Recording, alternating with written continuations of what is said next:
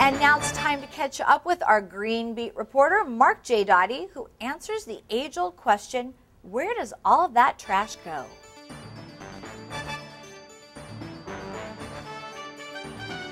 Hi, I'm Mark J. Dottie, and today we're going to find out where all of your trash goes.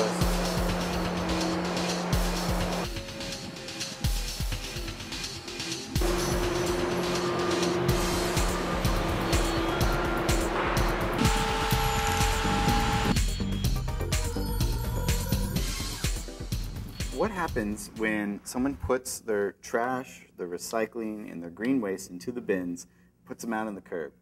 What's next? 3 different trucks come in and collect each of the streams. Okay. One truck for the regular trash, another truck for the recyclables, that is in the blue can, and a separate truck for the yard waste, which is green is yard waste, blue is recycling, and gray is trash. General trash. Which goes into landfill. That is correct. Okay. So what happens with green waste? Green waste is currently delivered to our new facility in the city of Signal Hill, where it is dedicatedly delivered to a facility where it is turned into compost in beneficial land use. So compost is something I'd use to help my garden or something like that, right? That is correct. Okay, and then recycling. One of the things that I was always told is to rinse out my bottles, my cans that I'm thrown into the recycling bin. Should I still do that? It's not always necessary. It's always recommended that there is no food residue on any of those materials. Otherwise, there's no need anymore to rinse your bottles or cans. Okay, so it's okay if I take this spaghetti sauce and I put my finger through and eat that last little bit, right? That's clean it. It's a good thing. That's a good thing, okay. And then one of the other things that we have to find out today is what do I do with those old used batteries? At our new facility in Signal Hill, we are accepting batteries and electronics as well. Okay, so anybody, anytime between the hours of? We are open for the facility Tuesday through Saturday, 8 in the morning to 4 o'clock in the afternoon. So between those hours, we can take electronic waste, we can take batteries. And in addition, at the same facility, we have a buyback center, which it means is that people might be wanting to bring their electronics and batteries and redeem their California redemption value material like aluminum and plastics.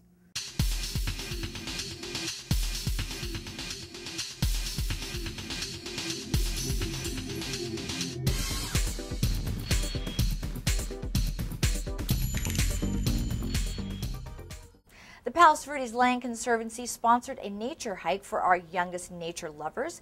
It was called Summer Impressions, hosted by the Terranea Resort. Now we caught up with Luis Alfarnes, who talks more about the program. We're here at an event partnered by the Terranea Resort and the Palos Verdes Peninsula Land Conservancy and Art to Grow On. The 3 of us work together to have a quarterly event that's a family nature walk and art workshop for kids. And it starts out at Pelican Cove, up next to Terranea. It abuts a nature preserve that is managed by the Palos Verdes Peninsula Land Conservancy. Okay. And we have our education director and our naturalists come out and design activities for kids ages 3 and up.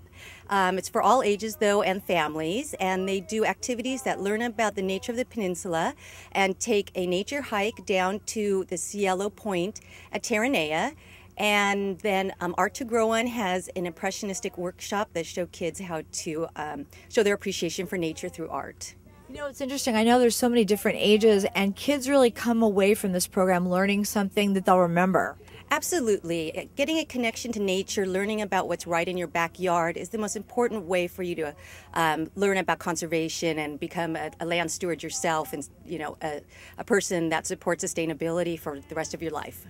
We're going to be doing a scavenger hunt, and basically we're going to like draw and describe what we're going to see, and since every single one of us is since we're all a team, we're all going to try and help look for different things. And if you thought that looked like fun, then sign up for the Autumn Impressions. That will take place on October 20th at 10 a.m. For more information, you can go to their website at pvplc.org. And when we come back, it was a star-studded day at Trump National, and in our culinary beat, you'll learn how to make a tasty treat.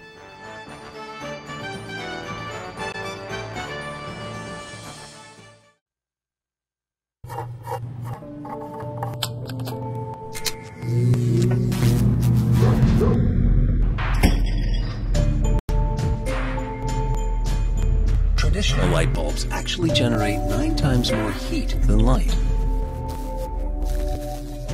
Switch to Energy Star light bulbs, and you'll realize just how much cash you are really burning through. Saving energy saves you money. Learn more at EnergySavers.gov. So, I just moved in with this family, and it's embarrassing. The little one, he likes to go outside and crawl around in the giant litter box. I don't know what he's doing. I mean, I was born and I knew how to use the litter box. Look at that. That's disgusting.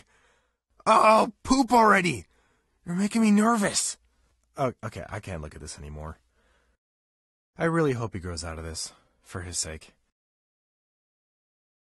Hi, I'm Deputy Chris Knox, here to remind you of the importance of traffic safety near our schools.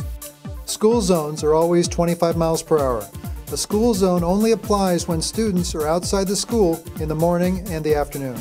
Parents should always allow extra time when dropping off their children and should know the school's drop-off routes and procedures. Motorists should also focus on safe driving near schools. Some of the violations I see near schools are cell phones, speeding, double parking, seat belts, and child safety seats. Students should always remember to cross safely at intersections and not to run out in front of cars. When we follow these rules, we can all stay safe.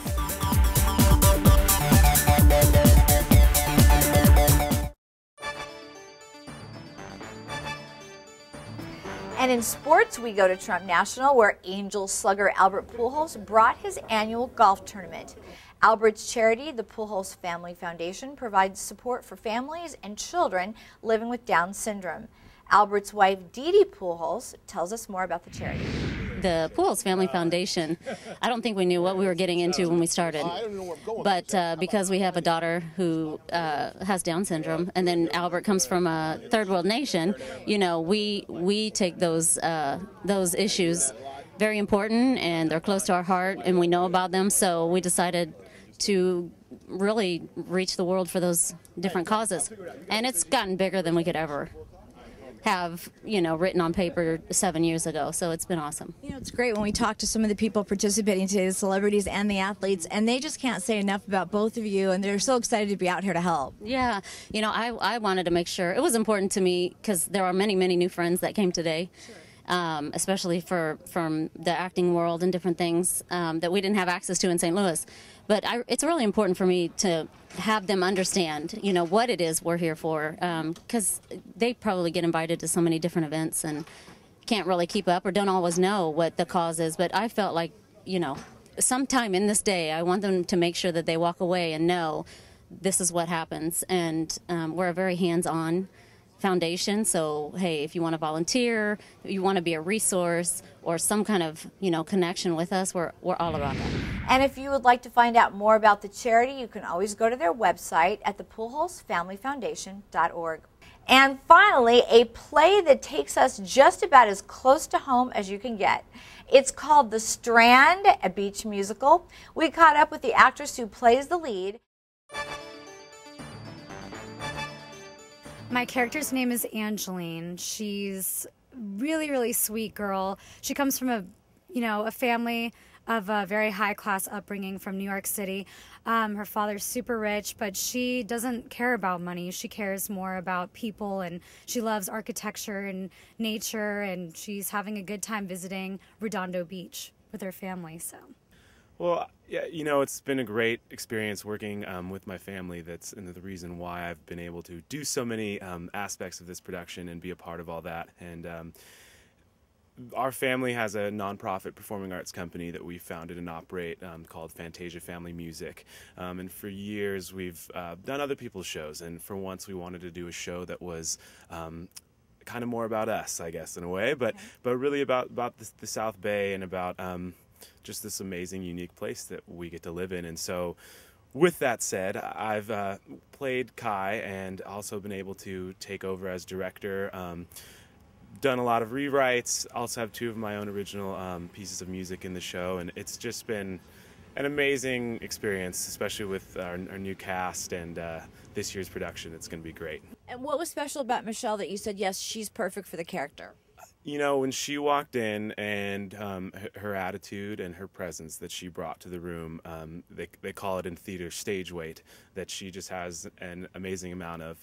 And then her ability to just take direction and jump right into kind of what we believe and love about this play. She just bought into it from the get-go, from the moment we asked her to do anything. She was there and doing it, and she's been an asset to this overall production, definitely. Then let's touch upon the music again, because I know in addition to the Beach Boys, you have a lot of people working with you here. Yeah, we do. We're very lucky to have some great friends who are helping us in the show, and the keyboard player, piano player this year is a man by the name of Mike Thompson, who's played with the Eagles for I think almost about 20 years now. Yeah.